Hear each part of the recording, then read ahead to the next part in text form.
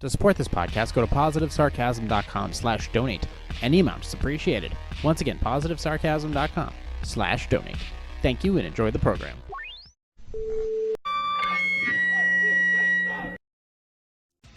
Hey here, positivesarcasm.com, recorded here from the Spare Parts Studio alongside New Hampshire's beautiful seacoast. Like, subscribe, share, donate, positivesarcasm.com/donate. Any amount is appreciated. You can hit me up on Instagram at @positive_sarcasm. You can hit me up through my website. Contact page there is positivesarcasm.com. Go to the contact page, submit your information there. Do my best to request it. And you can always email me directly, positivesarcasm@outlook.com. I've talked about, like, monopolies and duopolies in the past a little bit. I'll share my original frustrations of what stemmed to this. Is so back when I was living in the state's largest city, I had a little fight with Comcast more than a few times. So during COVID, let me go back a little bit. So Comcast was trading they give you their introductory price was like $39.99. They were the only game in town. That was the issue. So it's like, okay, if you wanted internet, actual legitimate internet in this town, you had to go through Xfinity. You had to get Xfinity by Comcast. So you get your introductory offer. It goes up. You call. You ask for the rate. And they go, oh, you sign up for a new contract. And it's like, that only works for so long. So there's that. Then COVID hit.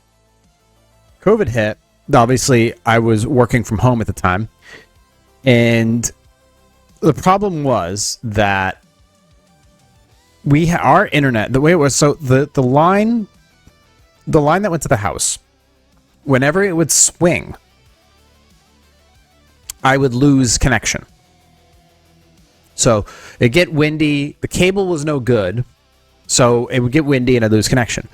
Well, every time you lose a little bit of connection, if you're attached to a VPN, a virtual private network, which is required by most companies that allow you to log into your stuff at work, like if you use accounting software or you use phone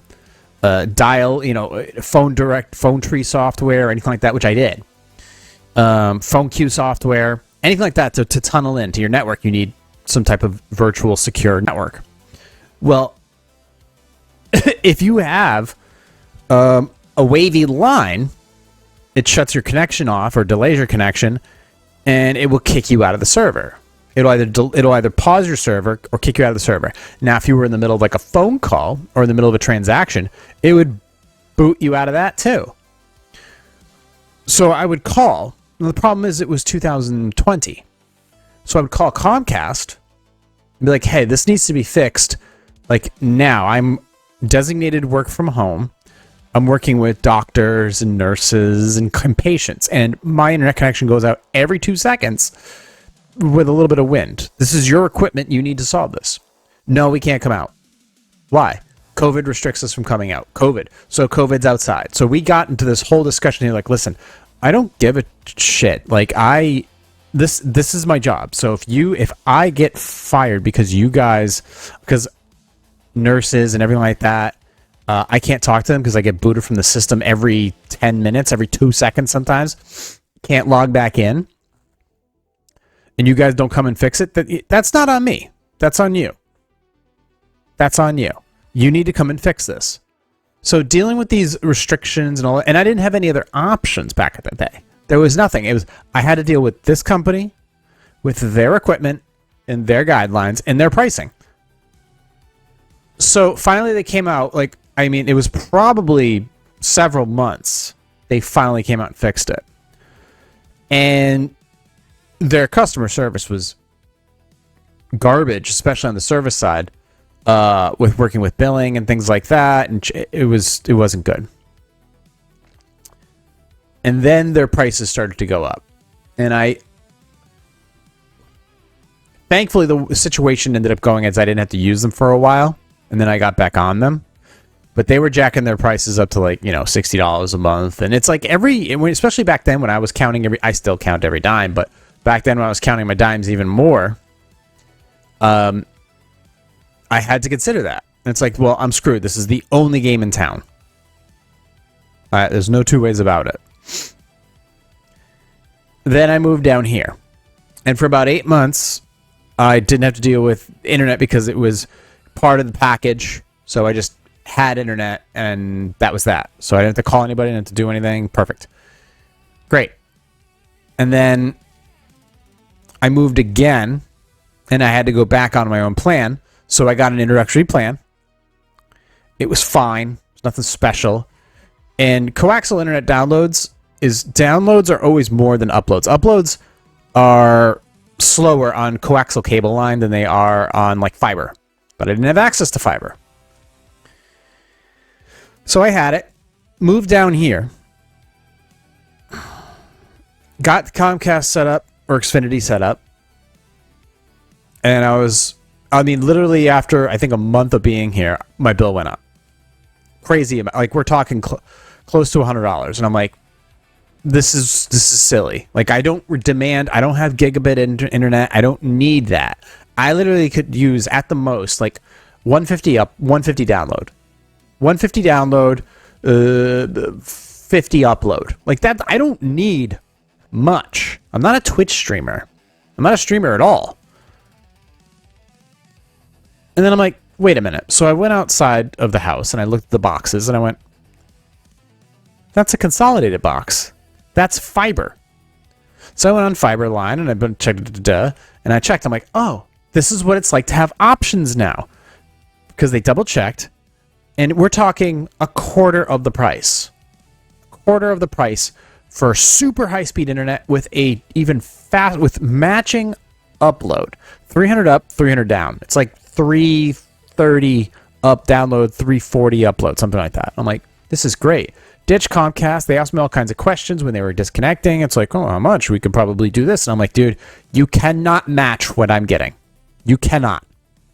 It's not happening. I'm like, just disconnect my shit. I never want to deal with you guys ever again.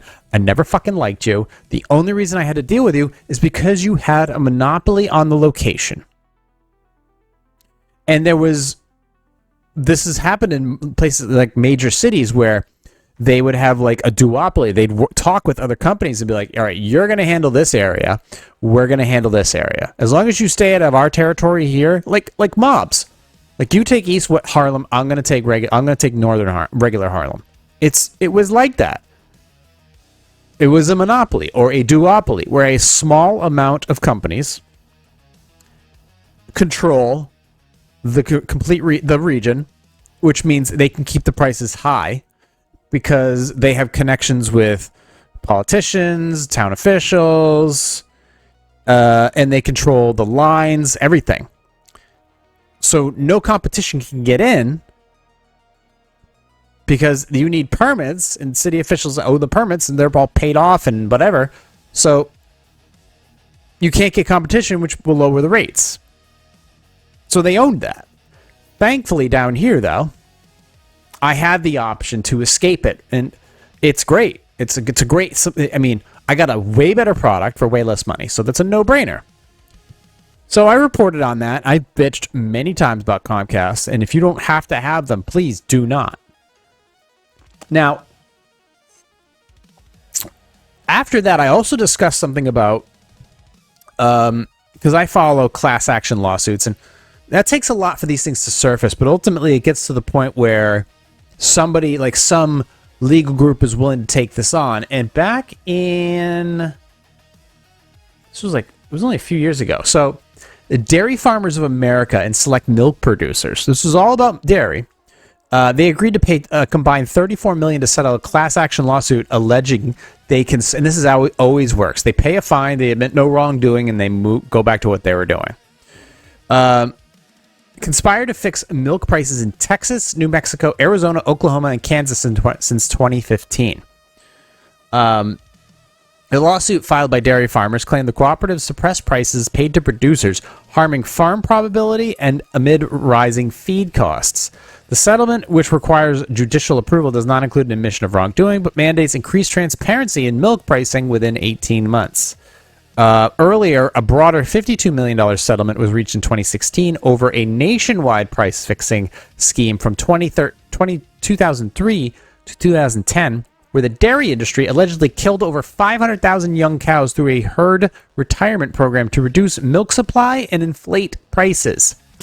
That case involved major players like the National Milk Producers Federation, Land O'Lakes, and Dairy Farmers of America, and it affected consumers in 15 states and the District of Columbia. Additionally, a $220 million settlement was reached in 2016 to resolve claims that the cooperatives working together, the CWT group, engaged in price-fixing conspiracy by, it's not a conspiracy if it's true, they conspired by reducing dairy cow numbers, resulting in artificially high milk prices. The U.S. dairy industry remains under scrutiny for complex pricing structures, including the Federal Milk Marketing Order, FMMO system, which settles regional price floors and then classifies milk by end use, often leading to controversy over fairness and market distortion. So a bunch of companies and organizations get together and decide, just like with oil, there's a bunch of companies that get together, like Citgo, whatever, and their job is to be like, okay, oil needs to stay between $60 and $75 a barrel. Okay? That's their thing. If it gets over $100 a barrel, people freak out, they stop driving, they stop buying their product, blah, blah, blah. If it gets too low, well, we have to reduce production. So oil companies do this too.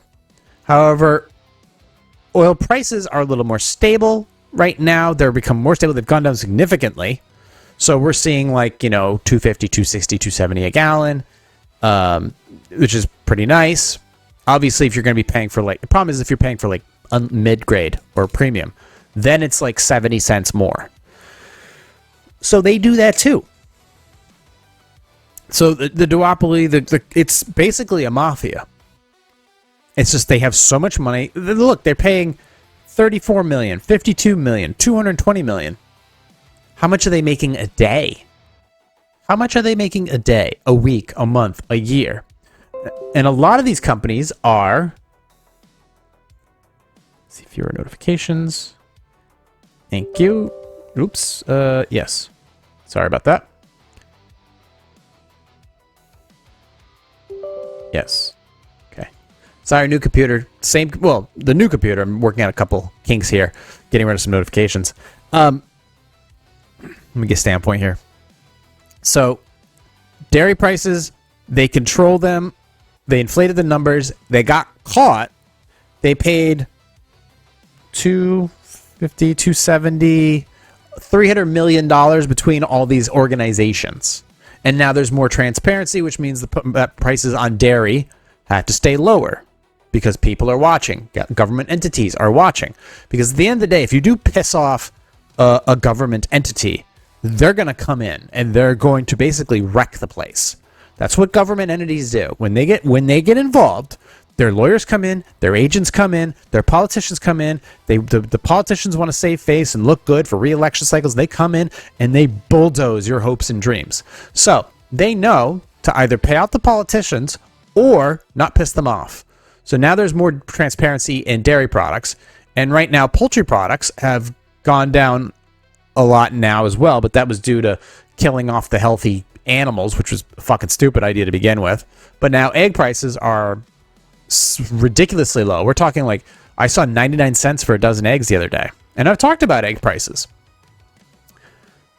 So there's that. So chicken prices, poultry prices have gone down. Dairy prices have gone down. Egg prices have gone down. Pork prices have risen a little bit due to the demand because of beef prices being too high. Poultry prices were too high, so everybody turned to pork. Now that's where we get into this little debacle here. Because I've always had a problem, because I understand that big companies need to exist. I understand that we need mass producers to get food out to mass amounts of people. But I don't like bullies. I really don't like bullies. That's my biggest problem in life, is people who bully. And I understand that can be seen in many different ways, but ultimately I don't like bullying when it comes to affecting a large amount of people who've done nothing wrong. So the dairy associations did that. Comcast, Xfinity, they did that, may still be doing it, and I talked about that previous times. And now, obviously, the cattle industry is doing that. Well, not so much the cattle industry, but the meat packers do it. So you have a ranch, you have 300 cattle, and those cattle need to be sent for, as they call it, harvesting. Well, you need a large distributor like Cargill, JBS, which is out of Brazil, Tyson Foods. You know Tyson. They make the little chicken nuggets with the rib meat and are so tasty that you put in your little toaster oven. You have 4 mass producers in the U.S., and they cover 80%, around 80% of the meat packing, producing, and distributing in the United States. And even some of the beef that they get is not even from the United States. They get it from Brazil. They get it from Australia. I think Mexico even. But there's 4 of them. Now, if the oil industries talk to each other, if all the oil companies, Citgo, Sunoco, BP, if they all talk to each other, and if all these dairy associations, milk producers, dairy producers, all talk to each other, it's obvious that the 4 producers of beef that control 80% of the cattle that's coming out and ending up on store shelves, they're talking to each other. O'Keefe Media Group, founded by James O'Keefe, who's formerly of Project Veritas, infiltrated that. They had a convention called like BeefCon or whatever, or CattleCon, I think it was. And all the ranchers who have to sell their beef to these greedy producers, these greedy meatpacking plants, they all stated that they're like Mafia. They set the prices. They pay you what they feel like paying you. And then they're the ones who set the fees. Do you think it has... Obviously, inflation has some effect. But here's the thing. Transportation costs are down. We're in a situation where prices on things have come down significantly. But when you walk into the grocery store, pork products are still down. Dairy products are down. Egg prices are down. Chicken prices are down. All those things are down. Even vegetables, all that stuff that requires transportation and packing, even though people need to be paid more nowadays due to heavy amounts of inflation from the past 4 years. About 4 years. The one product that hasn't dropped in price is beef. We're talking ground beef, liver, steak in general, but anything that is a beef product. They've all gone up in price by double, if not triple. Every once in a while, I find like a deal, but not much. Now, if it was up to me, I would have beef every day. And it's not like the demand is there. Like, is the demand there? Maybe. But people, that beef just sits there a lot of the times. Every roast, every chuck, every steak, every fillet, everything, all the ground beef is so to produce. I don't know what it costs to produce ground beef, but I could tell you if you're paying $5 to $7 for ground beef, that's ridiculous for a pound. That tells me that something's up, and it's been proven that something's up. So, and there's news all over it. So, has it come up in conversation with negotiations with lawsuits, class action lawsuits? Yes, it has. So back in, what was it? Yeah, they settled between 2014 and 2019. Tyson Foods and Cargill. That's 50% of the monopoly right there, the Mafia. They agreed to pay $87.5 million in a class action settlement to resolve claims that they worked together to raise the price, to raise and fix the price of beef. But this is pre-COVID. This is August 1st, 2014 to December 31st of 2019. The settlement, the Tyson settlement it was called, benefits consumers from then. And this was everywhere. This is like 20 states on here. Is New Hampshire on there? Yep, New Hampshire's on there. California, Arizona, District of Columbia, Florida, Illinois, Iowa, Kansas, Massachusetts, Maine, Michigan, Minnesota, Missouri, Montana, Nebraska, Nevada, New Hampshire, New Mexico, New York, North Carolina, North Dakota, Oregon, Rhode Island, South Dakota, Tennessee, Utah, West Virginia, and Wisconsin. Did I just name off all 50 states? I don't know. The beef, so that lawsuit claims that several beef processors, including Tyson Foods, Cargill, JBS, and National Beef, JBS is the Brazilian company, and others, entered into the market allocation agreement and stopped competing against each other for market share. The agreement allegedly raised the price of beef products, causing consumers to pay more than they should have. So, yes, can you set the price for food that you want, or can you set the price for things if you feel it's worth that? Yes, you can. However, the government and the consumer does not take kindly to monopolies, because monopolies have a tendency to bully. And in this case, that's the example. And there's evidence to back that up, starting with this $87 million lawsuit. But there's $87 million is a drop in the bucket. And I can tell you that because two of those companies that I looked up, obviously, Tyson Foods is at $60-something a share. JBS is at $16 a share. So these are publicly traded companies. Now, if you invest in them, what is your plan? If they get hit with a lawsuit, obviously their stock's going to go down. If you don't want to own them as a shareholder, you can move out. You can obviously sell your positions and move on to something else. If you are a activist investor, which some people are.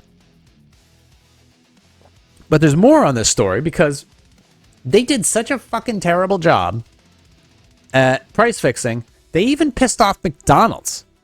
McDonald's sued them. You know you fucked up when McDonald's is pissed off at you.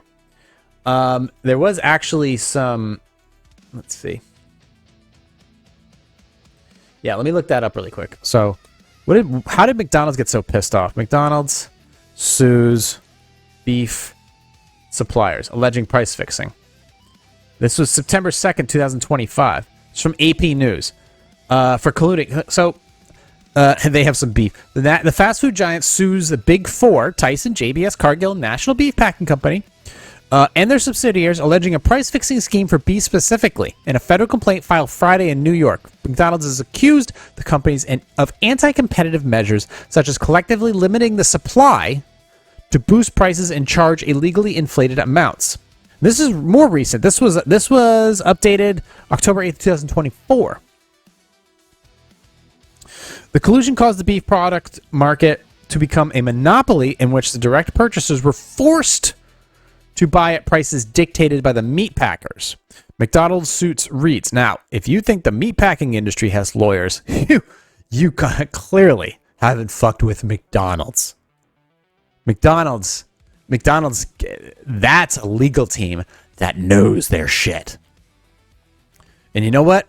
If you and McDonald's share a common enemy, you're in good hands. Ba-da-ba-ba-ba. You're getting sued. A monopoly. McDonald's suit reads, later noting that the injury it has sustained as one of those buyers is what antitrust laws were designed to prevent. Antitrust laws, basically monopolies. McDonald's alleges that the meat packers' conspiracy dates back as nearly a decade, at least as early as January of 2015, and continues today. Its suit argues that these companies' actions violate the Sherman Act, a federal antitrust law. Tyson, JBL, Cargill, National Beef did not immediately respond to requests for comment, but these companies have faced federal probes and allegations before. Lawsuits filed by grocery stores, ranchers, restaurants, and wholesalers have piled up over the years. Some litigation is still pending. Obviously, if you've got a giant corporation like McDonald's and four giant companies like JBS, Cargill, Tyson Foods, and National Beef, it's the battle of the titans. And you've got these motherfuckers battling each other. It could take years. But the good news is you have somebody at the very, very top who, although misdirected at times, has a tendency to run his mouth pretty publicly.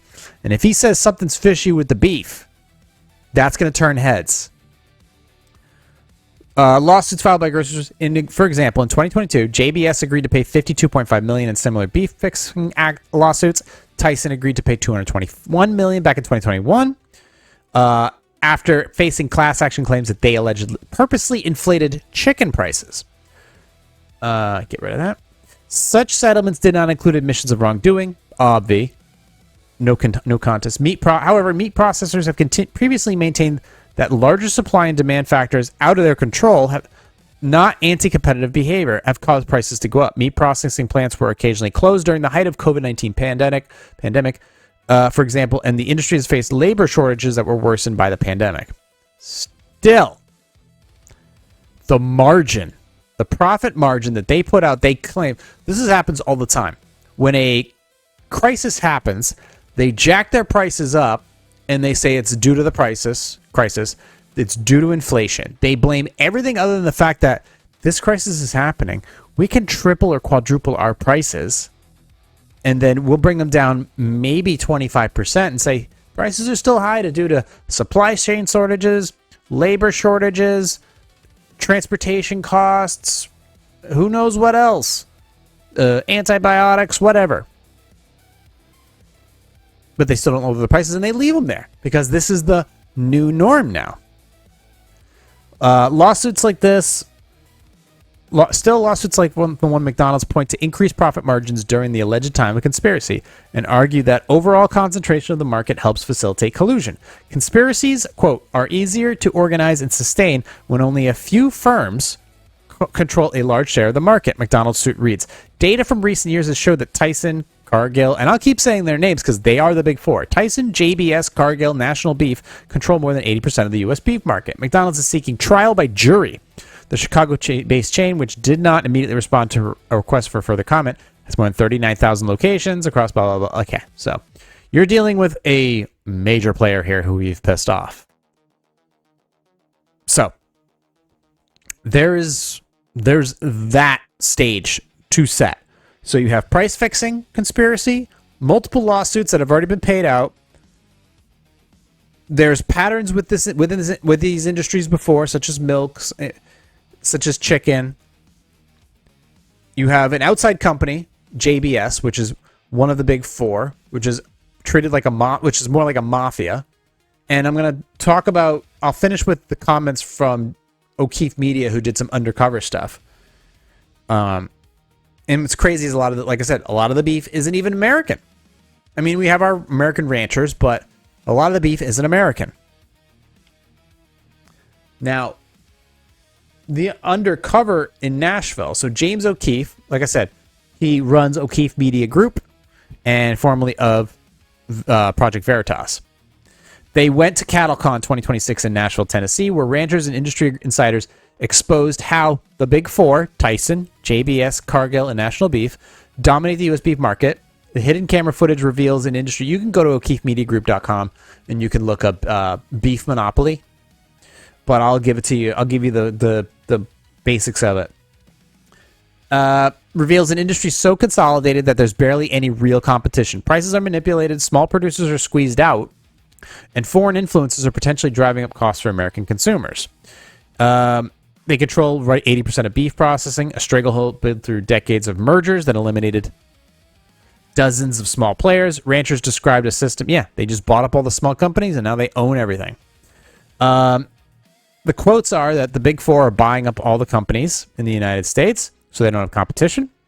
The big four can knock you out of the industry in 2 seconds, and they closed all the markets. All the markets are theirs in Brazil and now the U.S. In 2025, our current president tweeted that falling cattle prices amid rising boxed beef costs smelled, quote, fishy, urging the Department of Justice to investigate potential price fixing. With federal scrutiny intensifying, the OMG team went undercover at the industry's premier event, posing as attendees to capture emissions.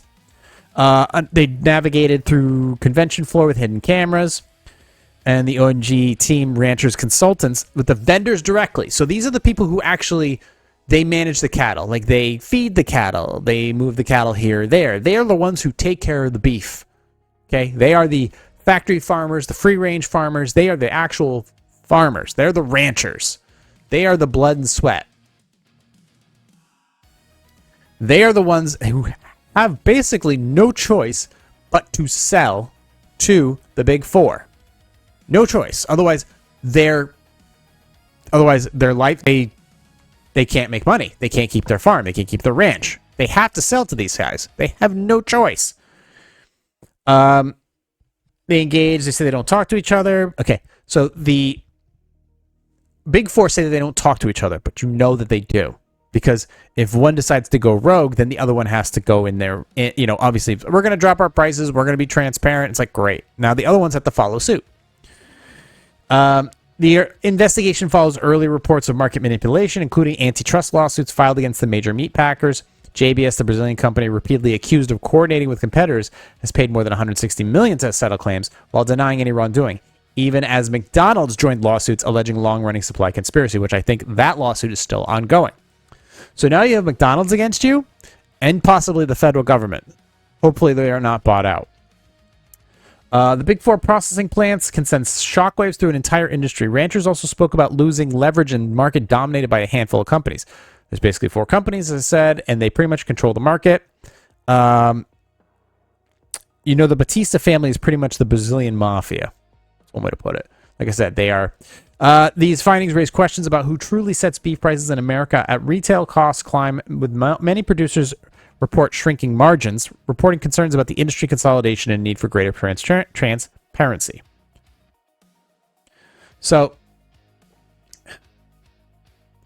what did McDonald's do to piss them off? McDonald's, we talked about them. Tyson, Cargill, Beef4. So, how does this get resolved? It has to get resolved the same way that the dairy industry got smashed for inflating their prices, and the poultry industry got smashed for inflating their prices. Now, obviously, Tyson Foods, especially Tyson Foods, has a hand in all that stuff, because they're the ones who package the poultry and ship that out and things like that. There are local producers, but local producers, that's different. If you're buying locally sourced, it's going to be more expensive.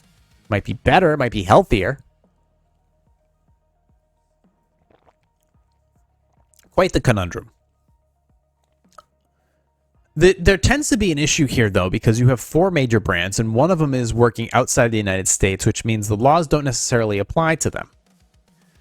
How mafioso are they? That's pretty scary, because it's like almost every distributor in the United States is at the beck and call of these large industries. They have no choice but to sell to them. They have no choice but to take whatever money is given to them by these industries and whatever time limits and whatever stipulations. Like, let's say I own a ranch. It's like, okay, we only buy beef at this times during the year. We only buy in this many quantities. We only package these sorts of parts. We only pay for this type of thing. You have to use these types of antibiotics, these types of steroids, this type of feed. Like that. They can say that, they can do that. Now, if you have that many distributors, or not that many distributors, if you had that many ranchers being pressed by these big 4, they have no choice. And I get some of them don't care. I get that some of them don't give a shit. It's like, whatever. I got I got nice shoes. I got a nice car. I got a nice watch. I don't care. Whatever pays the bills. I'm sure a lot of them don't see it that way, though. Especially if their profit margins are going to force them to be like, you know what? We're not going to. If they're not going to pay out as much. Like, ultimately, if you squeeze out the ranchers to the point where they can't do business. Here's another thing.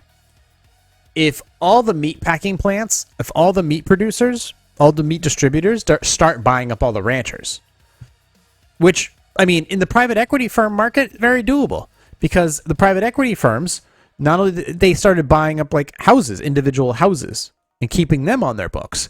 So it's very easy. Like Live Nation is a big concert venue thing that's teamed up with Ticketmaster, and I think also with, who else is it? Not Clear Channel. Who the hell is it? Whatever. Either way, they buy up the clubs. So if you want to buy tickets, you got to go through Ticketmaster. You don't have a choice. A lot of the times, there's a monopoly. On top of that, you have Live Nation, who are buying up all the clubs and all the entertainers, all the artists. So you walk into a Live Nation owned club or venue to see a Live Nation owned, Live Nation contracted artist. They can charge whatever they want. You want to see Taylor Swift? Cool. You're going to go to this Live Nation venue and you're going to see this with this Live Nation performer, and you're going to pay these prices. Otherwise, you don't get to see your performer. Do you want to eat? That's how that is. And then Ticketmaster, the same thing. And Ticketmaster has definitely had their share of lawsuits too. As far as the meat packing goes, it's like, how do we assert pressure? Obviously we can't do anything. But large companies like McDonald's, where it hurts their bottom dollar, because McDonald's serves, or they used to serve, cheap food. Cheap food quickly. But to buy like a meal costs you like $8 now. Not more. And this hurts their line, because eventually it's like McDonald's is like, their main focus is beef. That's it. Whatever you want to call it, at the end of the day, it is beef. If they're paying if them, Burger King, Arby's, Wendy's, and pick another place. Whataburger, In-N-Out, Smash Burger. If they're deciding, you know what, we're paying way too much for beef. Way too much. We know the fix is in. What are we going to do about it? The only way to really get these prices down is if you pit the titans against each other. And I don't have a problem with McDonald's. I don't. I don't. I grew up on that kind of food a little bit too. I have no problem with Burger King. I have no problem with Whataburger. I have no problem with Smash Burger. I have no problem with Five Guys. I had Five Guys 2 weeks ago. It was fucking delicious. You know, I have no problem with Hardee's. I have no problem with Jack in the Box, although I never had them. What's my goat? Rallies and Checkers, which I love. I have no problem with any of them. But they need to come together and be like, what is McDonald's doing? This is all hurting our bottom dollar. We need to do something. We need to appeal to the federal government to get their investigative teams involved. And then we need to go ahead and start suing because they're gouging us too. So at this time, though, I guess everybody's watching to see what McDonald's is doing. The Guardian has an article too. Let's see. This is a time of near record high beef prices and demand for beef, Osborne wrote on X. In a real free market, one would expect packers to want to increase capacity to meet this demand. At a minimum, they wouldn't idle capacity for fear of ceding market share to competitors who might take advantage of high prices to expand their own production. But Tyson is doing the opposite. Why? He answered his own question. Tyson made the calculation that the profits they reap manipulating market prices, shutting down this giant plant, will exceed any loss they incur. In October, they blah blah blah. This guy Osborne, Dan Osborne, is an independent Senate candidate in Nebraska who got into politics. He led the Kellogg's workers' strike in Omaha in 2021. Data from the yeah, okay. So the price of beef has outpaced inflation. There you go. It's outpaced inflation. Inflation has kind of evened out. Obviously, we'll deal with the long-term effects of it, but so inflation is at plus 20 of other products. Inflation's at plus 23, between 23 and 27 points. Beef, that's plus 20 to 25%. That's the reality of inflation from 2020 to 2026. Yeah. About 30% inflation is reality. Beef is at 60%. But in reality, it's more like if you were to buy beef, if beef was like $2.99 a package, $2.99 a pound, in reality, it's not that. It's like a 200% increase. In reality, beef is $2.99, and then all of a sudden it's $5 to $7. That's 200%. 1 to 200% increase. So it ultimately, if McDonald's is successful in some way, shape, or form, then the idea of Wendy's and Burger King and all these other people getting involved and starting to file their own lawsuits as well. If McDonald's is successful in some way, shape, or form, the other companies will go after them as well. If the government is successful, on top of that, then we should eventually see those prices come down as well. But for now, they control the market. There is no change. It has not gone down in quite some time. Stocking your fridge with beef product is difficult and near impossible if you are, lower middle class or just lower class. It is just not in the cards for you. So if I were you, what would I do in this scenario? Well, it's simple. I just wouldn't buy beef. And on top of that, I wouldn't buy their stock. I wouldn't buy, if I checked, Cargill doesn't have a stock, but JBS has stock and Tyson Foods has stock. So I just don't buy the stock at all.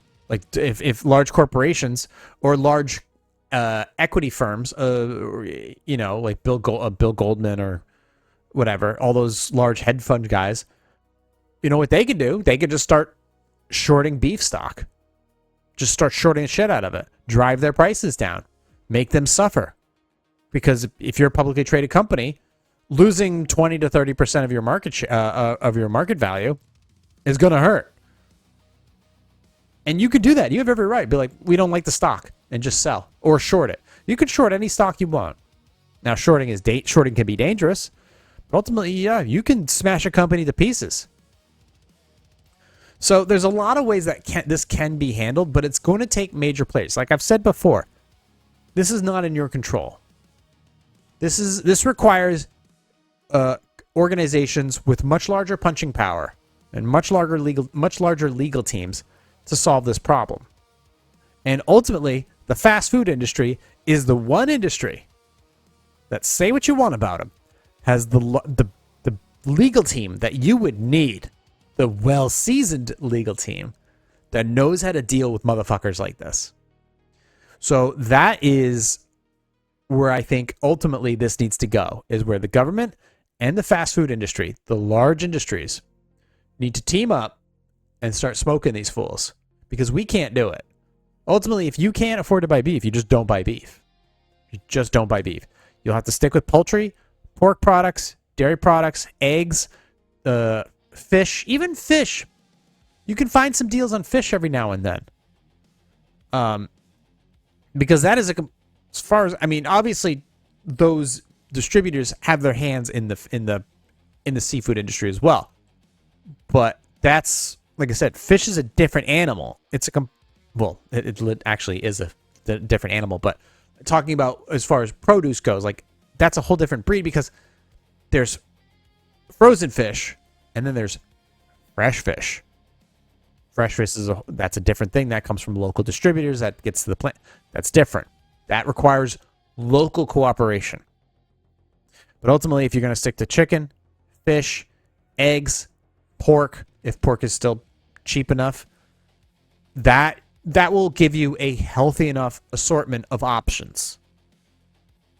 And until the major companies that have the power to take down these beef cattle, these beef packing organizations, it's gonna be a while. This could take years, unless the federal government steps in. If the federal government steps in, you're gonna see a real major shift. But we'll see. But I want to make you aware of that, because I told you, I don't like bullies. I don't like corporation bullies. I've dealt with them before, and ultimately the best thing that can happen is people just stop purchasing their product, stop purchasing their services. That's the one thing you can do, and if enough people do it, it makes a difference. It does get noticed, and it does happen. And here's another thing you can do if you want to buy beef. You can go to local ranchers. There are local ranchers where I am. If you want beef, you can do that. There are local butchers. You can do that. That is an option. You do not have to purchase beef from the grocery store. You can go out and hunt. You can go out and hunt. You can become a rancher if you want, or you can buy locally. These are options that you can, if you want to put meat in your fridge. So consider those. And hopefully, and you know what, McDonald's, I'm fucking cheering for you, bro. So that being said, it's enough talk about bullies. If you have questions, concerns, or comments, hit me up on my website, positivesarcasm.com. Go to the contact page. You can email me directly, positivesarcasm@outlook.com. Like, subscribe, share, donate, positivesarcasm.com/donate. Any amounts appreciated. Instagram at +_sarcasm. Email positivesarcasm@outlook.com. Anyways, that's enough for today. Got my 45 minutes out of me. Thank you for listening, watching, and subscribing. No health updates this week. Did cardio in the morning. Again, it was fine. No big deal. Doing that, enjoying it. I actually want to get back to lifting weights, though.